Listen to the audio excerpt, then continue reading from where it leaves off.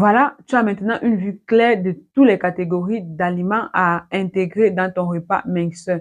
Et cette connaissance t'évite d'intégrer plusieurs aliments des mêmes catégories en pensant que tu varies.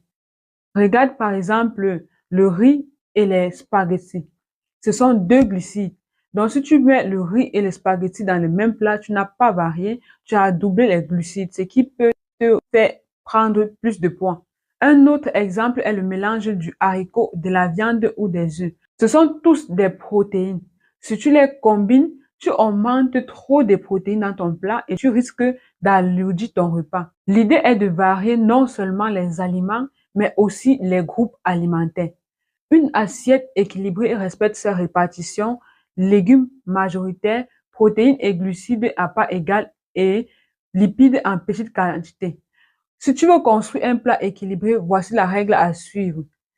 Moitié légumes, un quart de protéines, un quart de glucides et une petite trace de lipides et surtout tu dois t'hydrater tout au long de la journée.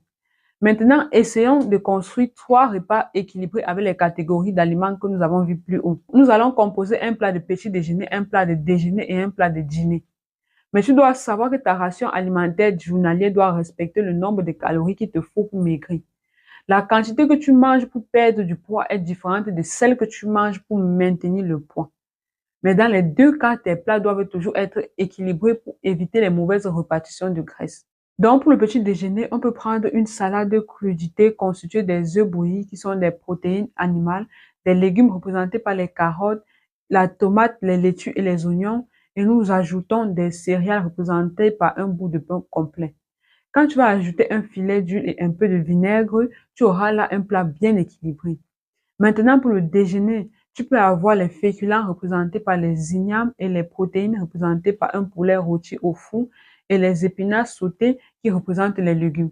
Et le soir, tu finis la journée avec un bon bouillon de poisson dans lequel tu as mis plein de céleri, poivrons, poireaux avec les meilleures épices disponibles dans ta localité. Tu vois que lorsque tu maîtrises à quel groupe alimentaire appartient chaque catégorie d'aliments, tu peux facilement t'exercer à composer des repas équilibrés pour ta famille et toi. Pour résumer, nous avons 10 catégories d'aliments, chacune appartenant à l'un des 5 groupes essentiels dont notre corps a besoin. On peut citer la catégorie des légumes verts à feuilles et celle des autres légumes qui représentent le groupe des vitamines, minéraux et fibres. Puis nous avons les catégories des fruits qui appartiennent également aux vitamines et minéraux. Ensuite viennent les légumineuses qui appartiennent au groupe des protéines et des